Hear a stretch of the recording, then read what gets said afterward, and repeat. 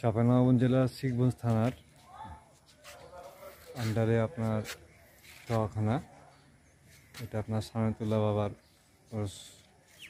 শরীফ চলছে আজকে। এটা সানাতুল্লাহ বাবার এখানে আমি শুয়ে আছেন। সূর্য উঠছে, আপনারা দেখতে পাচ্ছেন সুন্দরভাবে সূর্য উঠছে।